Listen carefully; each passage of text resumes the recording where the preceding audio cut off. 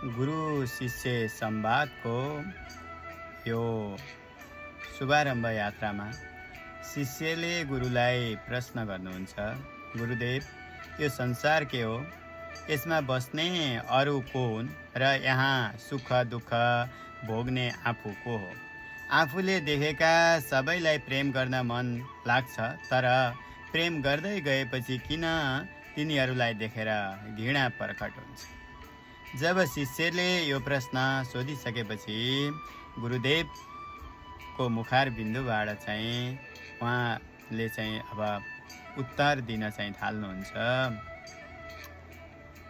संसार नाट्यशाला हो। संसारमा बस्ने सबै मानिसहरू नाटकका पात्र हुन्। आफू पनि एउटा पात्र हो।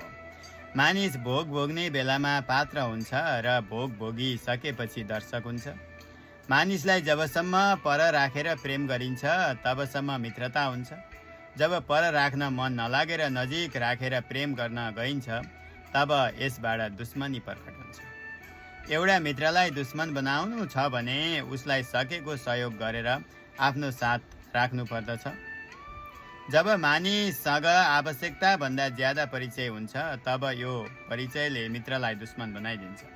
यसले आफ्नो परिचय अरूलाई दिँदा पनि त्यति दिनुपर्छ जति भएपछि काम चल्छ र अरूको परिचय लिँदा पनि त्यति लिनुपर्छ जति लिँदा काम चल्छ। अरूको अगाडि आफू पुरै खुल्नु र अरू आफ्नो अगाडि पुरै खुल्नु यो नै घृणाको कारण हो। किनभने ट्याङ्कीमा राखेको सबै पानी निकाल्न गएपछि अन्तिममा फोहोर पानी आएर नै ट्याङ्की रित्तो हुन्छ। यो संसारमा दुई किसिमकै मानिस बसेका हुन्छन्, एउटा बाठो र अर्को लाटो। जसले अरूसँग मिलाएर व्यवहार गर्न जान्यो ऊ बाठो र जसले जानेन ऊ के हुन्छ? लाटो हुन्छ। भगवान प्रेम स्वरूप हुनुहुन्छ, त्यसैले जसरी भगवानले सारा प्राणीहरूलाई प्रेम गर्नुहुन्छ त्यसरी नै प्रेम गर्न सक्यो भने संसारमा धोका र घृणा भन्ने नै रहँदैन। भगवानले सारा प्राणी जगतलाई अर्को सम्झेर कहिले पनि प्रेम नगरी आफै सम्झेर आफूले आफूलाई प्रेम गर्न जाँदा सारा प्राणी जगतलाई प्रेम हुन गएको छ। यो रहस्यलाई जसले जान्यो उसैले मानव जीवन प्राप्त गरेर यथार्थ तृप्ति प्राप्त गरेको हुन्छ। सबैभन्दा पहिला अध्यात्मले आफूले आफूलाई प्रेम गर्न सिकाउँछ। जसले आफूले आफूलाई निस्वार्थ प्रेम गर्न जानेको हुन्छ उसैले सारा प्राणीहरूलाई प्रेम गर्न सक्छ। प्रेमले व्यवहारको सृष्टि गर्नु हुँदैन, तर प्रेमले अन्त्य नै व्यवहारमा गएर टुङ्गिन्छ। व्यवहार भन्नासाथ त्यहाँ कारोबार आएको हुन्छ। कारोबारभित्र भाव र अभाव रहेको हुन्छ। अभावले भावसँग अनुरोध गर्छ र भावले अभावलाई करुणा गर्दछ। अनुरोध र करुणा यी दुवै साह्रै प्रिय हुन्छन्। जहाँ दुई परस्पर प्रियताको मिलन हुन्छ त्यहाँ कारोबार प्रकट हुन्छ। संसारमा भएका यावत प्राणीहरूको रूप परिवर्तन भइरहेको हुन्छ। परिवर्तनको साथमा भावको रूप पनि परिवर्तन भएको हुन्छ। भावको रूप परिवर्तन भएपछि अभावको रूप लिन पुग्दा करुणाले पनि रूप परिवर्तन गर्दा द्वेषको रूप लिन पुग्छ। यसै गरी अनुरोधले पनि रूप परिवर्तन गरेर कठोर वचनको रूप लिन जान्छ, जसले गर्दा प्रेम दुश्मनीमा परिणत हुन्छ। यो घटनालाई समातेर हिँडेपछि भएरै छोड्छ। नहुनको लागि घटना समाउनु हुँदैन। जसले जीवनमा निर्मल प्रेमलाई लिएर बस्न चाहन्छ उसले कदापि कसैसँग व्यावहारिक सम्बन्ध जोड्न नजाओस्। जोड्दिन भनेर दृढ भएर बस्न यति सजिलो हुँदैन, किनभने प्रेमले व्यवहार ल्याउनै खोज्छ। यानि व्यवहार अगाडि नल्याए प्रेम शान्त हुनै सक्दैन।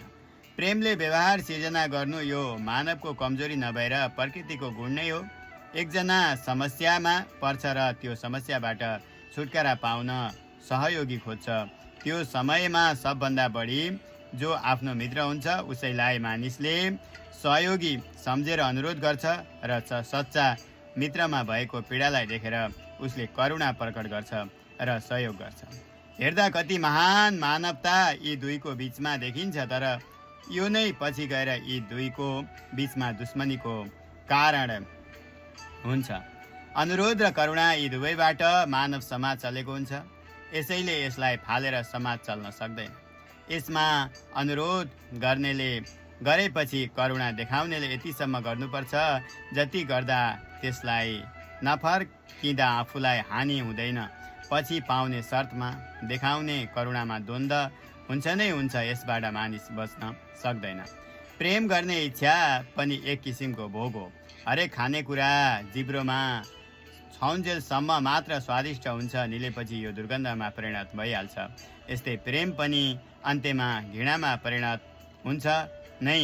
मोह र प्रेम दुवैलाई समाजमा प्रेम भन्ने चलन छ, तर यथार्थमा प्रेम र मोहमा आकाश र जमिनको फरक छ।